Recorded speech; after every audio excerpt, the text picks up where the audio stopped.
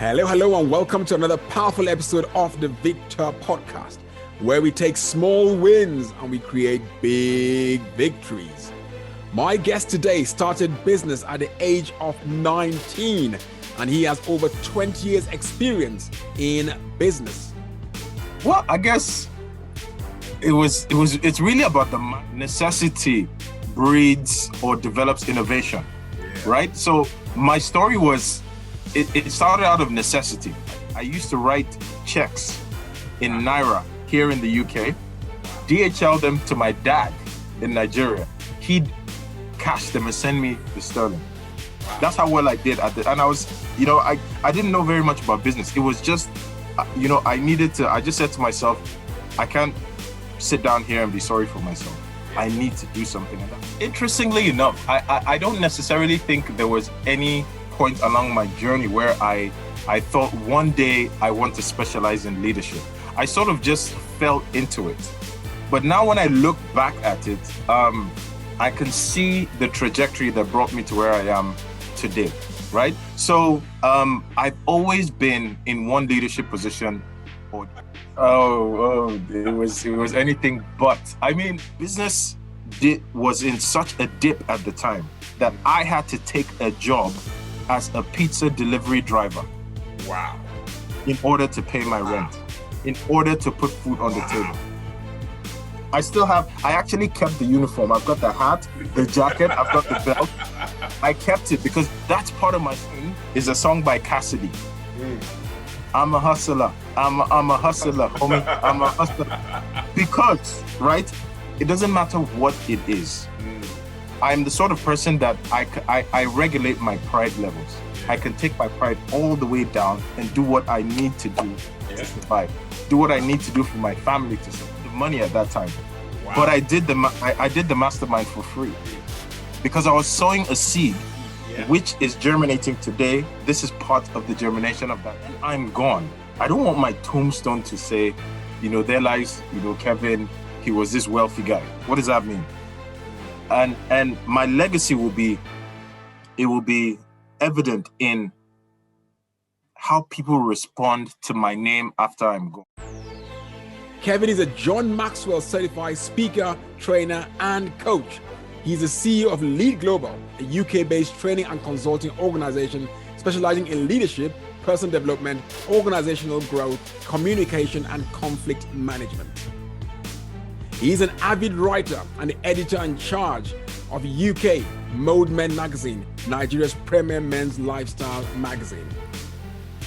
He is also a recipient of a 2017 honorary award for business from the Global African Awards.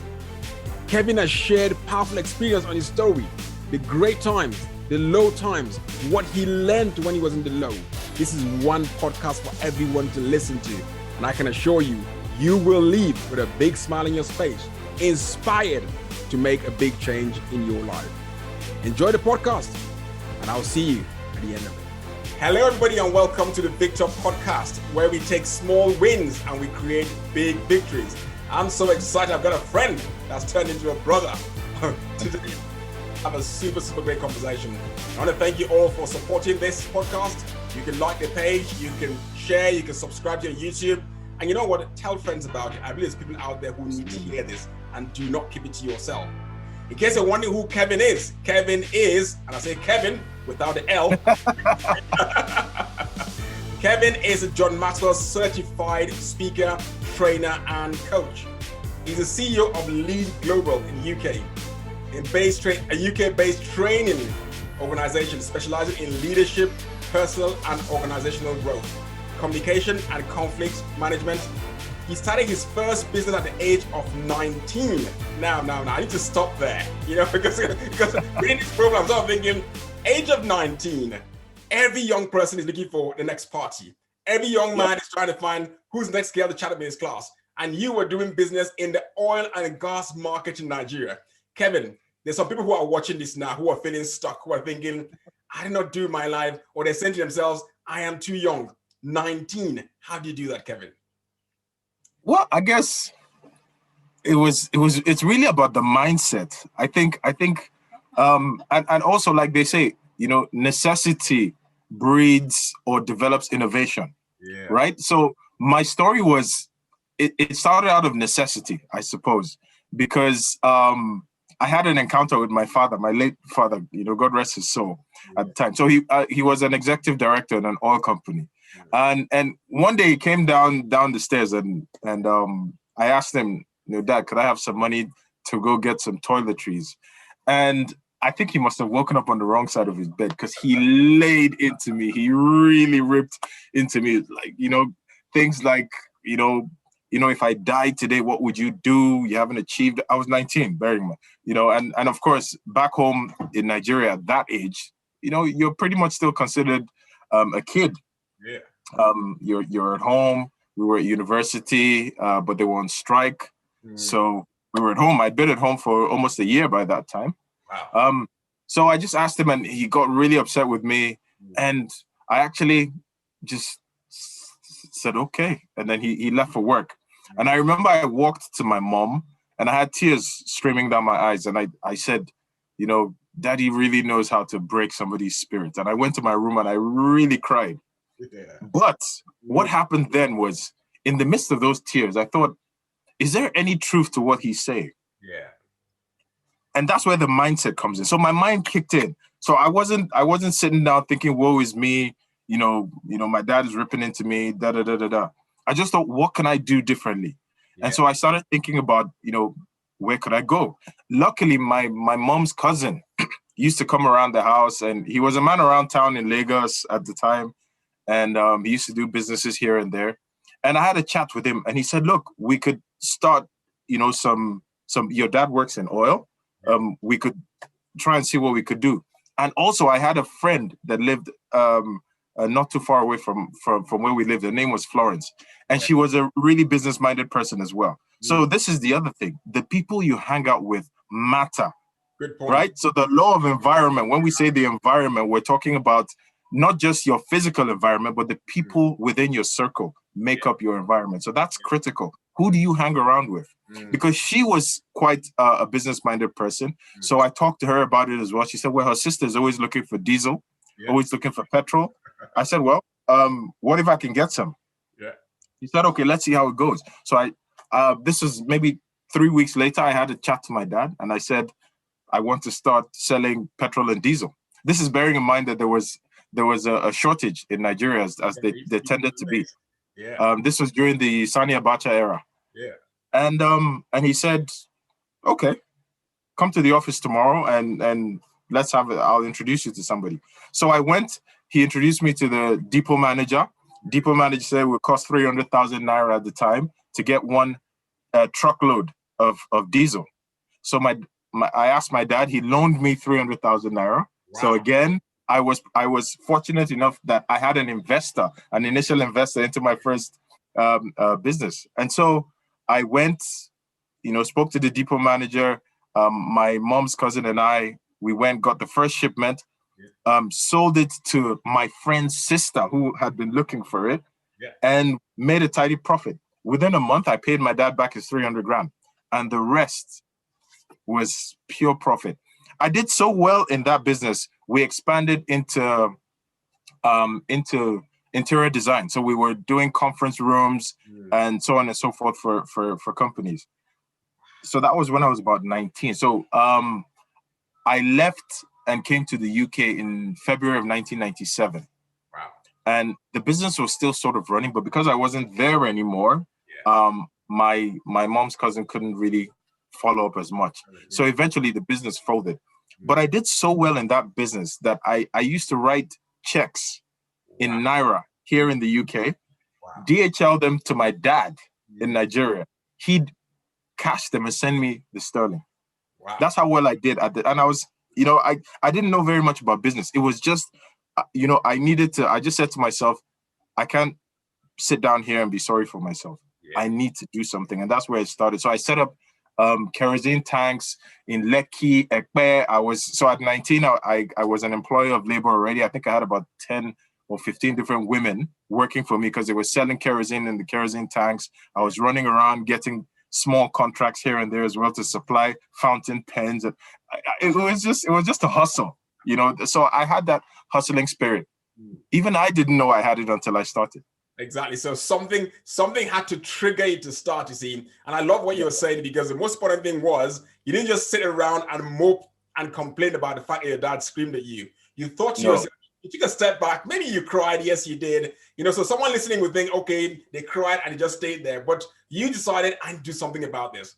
And most people might begin to think, oh, well, you're lucky because your dad had 300,000 to give you. I don't have anyone to give me 300,000.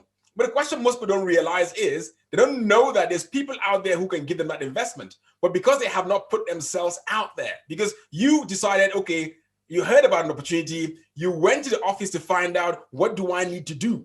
And you found out what you need to do, then you did something about it. So because you had already taken that step, because one thing I always say to people is, I say, look, if you want to open a shop, find the shop, look at the shop, know how much the shop is, know what you want to sell in the shop. And then when you approach somebody, the person says to you, what do you want? Oh, I want the shop. I'm going to sell this. I'm going to sell that. And it's going to make me good. You give them a breakdown already. They will know what they want to do. You see? Absolutely. And that's what you've just done. So this is like a live. So someone listening could tell now, this is like something you have done. You've walked that walk and you've talked that talk. You see, which is so powerful. So you've gone from business now, and then you went along the way. And obviously now you're a John Maxwell certified coach and trainer. And something.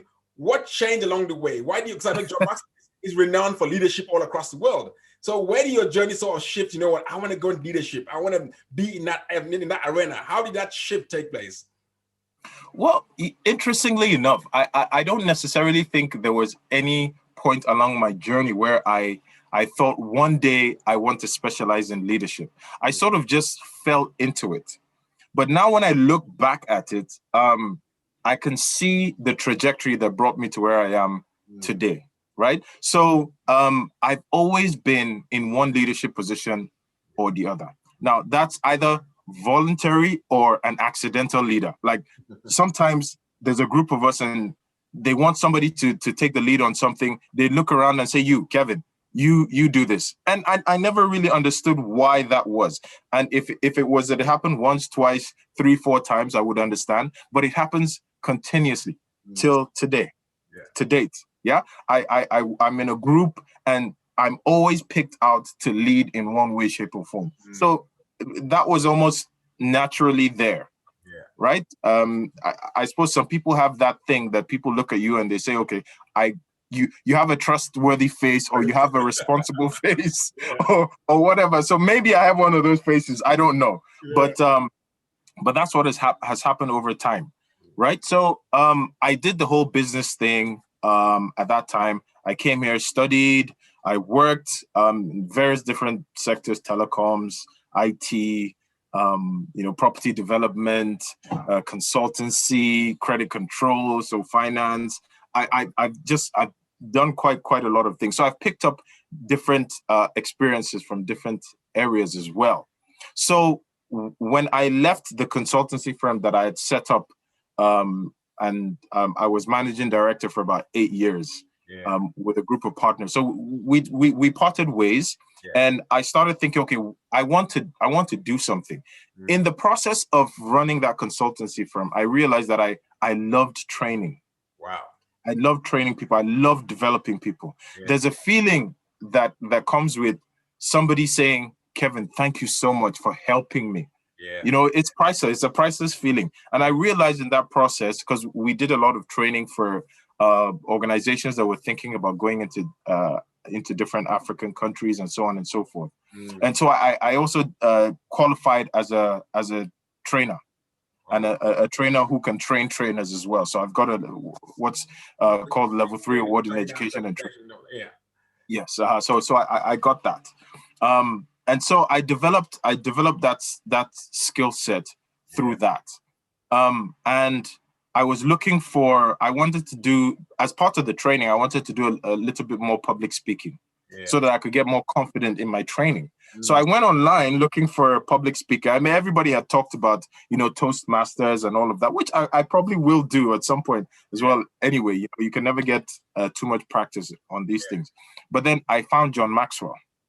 And when I found it encapsulated not just public speaking, but it talked about training, it talked about coaching, it talked about mentorship, all things that resonated with me because I was doing them already. I was mentoring people. I have a charity that I started in 2019, educating underprivileged children back home in Nigeria, in my state, in Benue State. Wow. I was already doing training now. So I just thought, look, this is the whole package. Yes. So I didn't have the money, but I found it. And I think that's the other thing. There's a friend of mine, Dr. Alfred Bete. He always says that you don't need money to start a business. You need an idea, because from an idea, you can develop and find the money. So the first thing is not, I need money. It's the idea, and it's the connections and the people you could potentially talk to. Yes. Yeah. So I didn't have the money, but I found it. Yeah. And it was quite a lot of money, in the thousands of dollars. Wow. And I went on the program, and I have to say, I don't know. I think I can comfortably say almost every John Maxwell team member will tell everybody they know that whatever you invest, you will get thousands and thousands and thousands times back for whatever you invest. So that's how I formalized that whole, leadership qualification, and I combined that with my regular training and other things that I do. Yes. And I'm here today. I've been training organizations. I've been doing, you and I, you came on one of my mastermind sessions, and this is where this connection came from. So, so that's the story, really. Yeah, I think it's so powerful, because you just hit another nail on the head now, because obviously we've got an audience we're looking at, who we're talking to now is somebody who's sort of thinking, okay, I've got this idea, I don't know what to do. But as you just said now, when you decided you wanted to go into training, the next thing you thought about was, I need to get the knowledge, I need to develop myself. So so anyone watching this now, obviously you can get the message. Kevin just gave another very, very powerful point again now. Obviously he said the first one, which I summarized. The second one now he gave, which is so powerful, is the fact that the money, you don't need money. All you need is an idea. But also when you think of those ideas, you need to find a way of training yourself. Because what did Kevin do? You went and decided, okay, fine, I need to train myself. So I think that is actually a very powerful point. And so you cannot put a price on knowledge. You cannot put a price on education, which I believe is just so powerful. So Kevin, thank you so much, because you give us so many powerful nuggets already now. And we're nearly there. But I think you've given us a lot now as we speak now. So Kevin, so now you're 20 years you've gone now into business, into corporate experiences right across the world. And there might be somebody who sort of took off like you, but now feels as if he's screeching in one place. He's not moving forward. He's saying there must be some challenges here and there, as in, what would he say was your biggest learning, through this journey? Because somebody might be thinking, he was lucky his father gave him money. Oh, he was lucky he could find the money to join John Maxwell. Oh, he was, but obviously it sounded like, just a smooth journey. Was it a smooth journey? It was anything but. Look, the truth of the matter is, anybody who uses the word lucky needs to know what lucky means, right? And there are a number of definitions, but I'll use one of the simplest ones. Luck is preparation meeting opportunity, right? If an opportunity comes your way and you are not prepared, forget it. You will be very, very unlucky, and you will carry on being unlucky until you prepare yourself. How do you prepare yourself? Now, to answer two questions in one, you first need to know who you are. I think that is always the starting point. I had a session yesterday. I do executive training as well. So I did that for a group of CEOs yesterday. Yeah. And one of the things, I was talking about conflict management, but even in that, the starting point for everything I said to them, I created a diagram of concentric circles. And the starting point was the self. Everything begins with you. It begins with you and your mindset. It's what's in your head that is going to come out, right? So it hasn't always been an easy journey. I'll tell you this. At some point in my business career, I was the managing director of a UK consultancy firm that was doing quite a lot of work with, the British government, UK trade and investment, helping UK businesses going to Africa, etc., etc. I was also on the board of a 60-year-old company. It was called the Business Council for Africa at the time. Yeah. Right? But the business was in such a dip at the time that I had to take a job as a pizza delivery driver. Wow. In order to pay my rent, in order to put food on the table. I actually kept the uniform. I've got the hat, the jacket, I've got the belt. I kept it because that's part of my story, right? So, and why could I do that? I'm a hustler. I always ask people when I'm doing my trainings, and I ask people about, the first part of knowing yourself. I ask people, if you were a boxer, right? What soundtrack would you use to walk to the ring? Yeah. And mine is a song by Cassidy. I'm a hustler. I'm a hustler, homie. I'm a hustler. Because, right, it doesn't matter what it is. I'm the sort of person that I regulate my pride levels. I can take my pride all the way down and do what I need to do to survive. Do what I need to do for my family to survive. Wow. Right? Even in the lockdown just gone, I lost millions of naira because I set up a cash center we were turning over almost 20 million a month. Wow. Right? I lost that business in the lockdown. Things got so bad. What did I do? Luckily, I had bought a much larger car because I was driving a smaller car at the time. I bought a much larger car, again, because of a friend of mine that helped me out. The law of environment. I keep emphasizing this. The people around you are critically important. That's one of the key things you need to check. Who is around you? Right? Who are the people? Because they say you are the sum of the 5 people you spend the most time with. So a friend of mine helped me out and I bought a car. Now, the lockdown happened. Everything went to, excuse my French, went to hell. People lost their jobs, businesses went down, and I was caught up in that. What did I do? I took that big car and I went and got a job with Hermes as a parcel delivery guy. Here in the UK. This is bearing in mind that in my inbox, there were people sending me messages. Kevin, please send me 2K, send me 5K, send me 20,000. I need to do this. I need to eat food. I need to pay for this. Right? Of course, I didn't tell anybody all of this, but I went out and I was delivering. My wife is the only person that saw what I went through. And I'll tell you how much they were paying me. They were paying me between 50p and 86p per parcel delivered. Do you know how many parcels you need to deliver? You know how many parcels you need to deliver to make 500 pounds in a month? Do you know how much mileage on your car?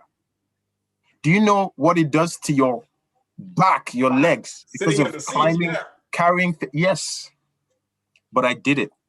I did it because it was, and this is, so a funny story as part of this is on about 3 or 4 occasions, I went to deliver something and the guy looked at me and said, "Are you from Amazon?" Because I was delivering an Amazon package. And I said, "Well, no, but I'm delivering on behalf of." And he said, "I didn't know Amazon did posh cars." And I laughed my head off. And I said, so we went off. And then another old man said, really posh car? I said, yes, because I'm a posh delivery driver. So even in that state of mind, I didn't forget who I was. Right? Because I was just passing through a process. This was just a downtime. Life is about hills and valleys. This was a valley. Yeah. But what do you learn while you're in the valley? That's the key. If you don't learn anything in the valley, if you come back up to the hill, you'll probably make the same mistakes that took you back down to the valley. Wow, Kevin, right? I don't know what to say. I think you're just too much, you see. And the powerful thing you just thrown out again now, which is just so powerful, as it did the lessons about the valley and the hills. And I think a lot of people get stuck and they go into that rut because they will not humble themselves to do anything else. Okay, fine, your business has fallen apart. No, I'm not going to do any job. I'll rather sit around there and keep feeling like a big boy, even though there's absolutely no money in my pocket. You see, you took the Porsche car, you said, what, I'll use this Porsche car for deliveries. No problem at all. Let's go with that. And wow. And Victor, I must add this. Let me tell you, while I was doing that, I was doing a lot of online training sessions free of charge. I joined a group called the Victors Group, and we did a lot of free program. I was doing courses on emotional intelligence, on shifting your leadership. I was doing courses on conflict management, on communication, with a host of other facilitators, right? And I did that from March through to September. Yes, with the Victors, and then I did with a few other organizers. And it was in that period that we started the mastermind group that we used this book. I don't know if because of my background, 15 invaluable laws of growth. Yes, when we started the mastermind, it was during that period that I did that. And you know, the interesting thing as well is that I needed the money at that time, but I did the mastermind for free. Because I was sowing a seed, which is germinating today. This is part of the germination of that seed. Wow. Right? Because this is how you and I became friends and yes, absolutely. and look where it's brought us. So it's not always about the money. But then the point I was trying to make was, while I was running around and delivering parcels, I was still building myself. I was still practicing. What did that lead to? Today, apart from the leadership side of things I do, I'm also the program leader for the International Year 1 program with the University of Roehampton. Wow. Right? Through QA Higher Education. So I run that program now. When I was being interviewed for the role of a lecturer in October of that year, one of the key things that came out of that, there were a lot of technical issues. Of course, Zoom, we moved from Teams to Zoom and all of this. And it disrupted the interview. But I came back and we did the interview. And when I got the job, so bearing in mind, I got the job already, but I still asked the lady that interviewed me, can you give me some feedback about the interview? That's a good one, actually. And she said to me, that's quite interesting. She was like, one of the key reasons we hired you was because despite all the technical issues, you didn't seem flustered at all. You just came back and you answered the questions, you gave explanations and examples, and you knew your stuff, and you had the experience of teaching online. So from March to September of doing free programs, online, I came in and got this job, a 9-month contract to be a lecturer. 4 months into that contract, the lady that hired me said, I want you to become the program leader. Would you like that? Would you want to apply? And I applied, interviewed, and I got the job. Wow. So the point I'm trying to make is, I was in a valley, right? But I was developing, I was learning. And it paid off, because all of that free work that I did that seemed like it was free got me to the point where I'm now, the head of a program for a university. Wow. So you have to know who you are. You have to be confident, and you have to just keep going. You have to just keep going. You can't sit down and say, I'm feeling sorry for yourself. That's what I'm trying to say.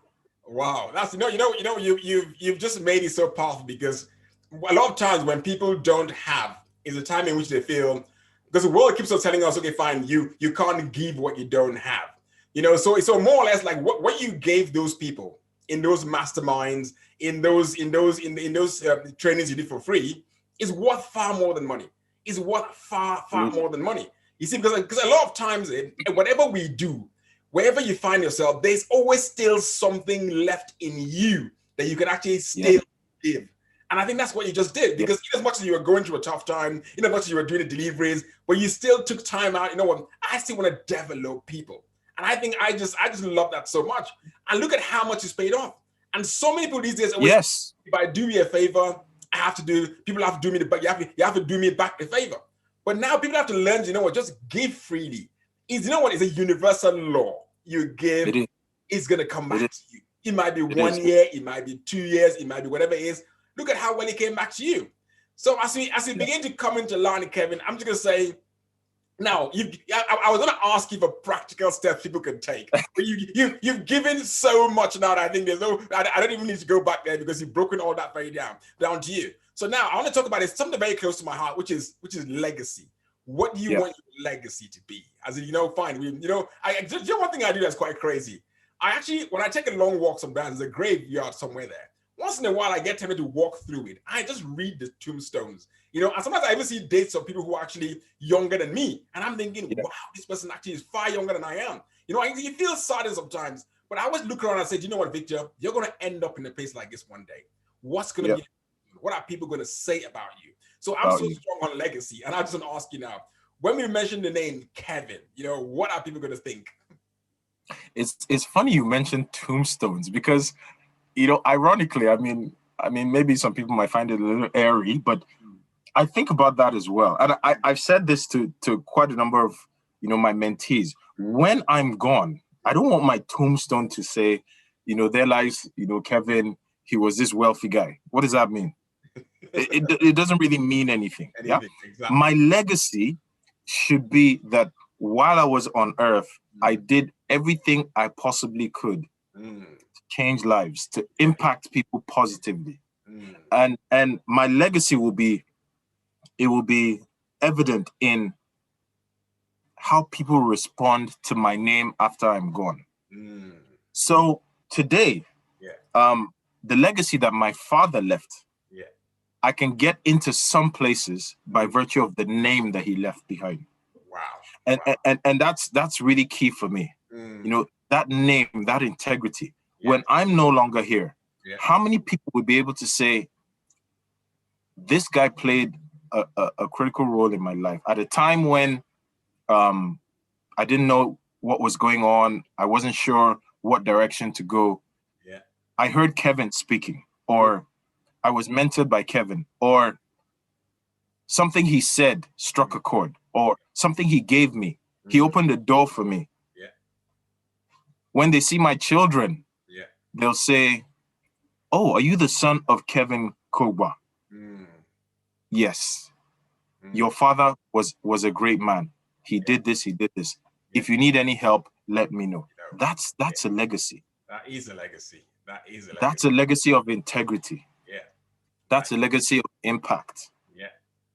And for me, that is critical. So even the entire leadership thing that I'm doing now, that's what it is. I want to leave that legacy. I want to leave that legacy of I grew regular folks into leaders because we don't have enough good leaders around, whether we're thinking Africa or we're thinking globally. Right? And people need to understand that leadership is not about the guy in front. It's about you and me. The most difficult person, John Maxwell always says, is the most difficult person to lead in any room is yourself. True. And if you analyze if we honestly analyze ourselves, we'll see that that's the truth. Because waking up at 5 a.m. to go jogging requires you to be able to lead yourself to do that. True. If you're a praying person, waking up at 5 a.m. to pray requires you to be able to lead yourself to do that. True. To achieve the things you need to do, you need to lead yourself first. So it always starts with the self. Wow. Now, that is so powerful, Kevin, that I can't even add anything to it. But I'm just going to wrap up by saying there are people who have listened to you now, and they're sort of thinking, I love what Kevin is saying. I want to connect with Kevin. I want to, learn more from Kevin and everything else. How can they get in touch with you? How can they reach out to you? How can they learn more from you? What have you got out there for them to do? And obviously, guys, if you want to work with Kevin, I'm sure he has maybe have opportunities for you to do that. But guess what? As he said, sometimes you got to pay for the knowledge. So, guys, I'm sure that might be the case. Absolutely. I mean, I will always say to people, look, if somebody is investing their time in you, even if you have to pay for it, you're investing in yourself. I don't believe in, I find it people that wait for handouts are a problem. Because if you're looking for free stuff all the time, when you get to that point, do you expect people to pay you for your time and for your knowledge and for your skills? So if you think about it from that perspective, let's all invest in ourselves. Buy books. You can even get free stuff, free books online if you need to. If you don't like reading, listen. Audible. There are things out there that you can use. But I mean, if you want to get into it, you can find me on Instagram. It's just my name, @Kevin Korgba. So Kev. If you put the L, you won't find me. It's not Calvin, right? One of my pet peeves is Kevin at Kevin Korgba. So that's Korgba. You'll find me on Instagram. You'll also find me on LinkedIn. Just type my name. On Facebook, if you want to find me, you put my middle name, Kevin Terna, so Terna Korgba, and you'll find me. I'm going to be running a few more masterminds starting this month. Developing the leader within. I'm also going to be running one on the 15 invaluable laws of growth as well. And there are a few other things in the pipeline that are coming up. Victor, you're definitely going to be a part of that as well. I'll chat to you about that. But yeah, please, if anybody would like to join any of the programs, please do get in touch. I'll give you dates when we're going to start. And I guarantee you won't regret it. Sure. I'll be part of it, and I never regretted it. Kevin, thank you so much for your time. We really appreciate you, as in you've dropped so many valuable points to us. And I think even I'm just bouncing up the roof, I must say. So guys, make sure you connect with Kevin. There's a lot more out there you can learn from him. He's just a tip of the iceberg. And you know what? I look forward to seeing you guys in the next podcast. I'm going to bring you guys powerful guests. So guys, everybody take care. Stay blessed, guys. And we love you all. And thank you so much, Kevin.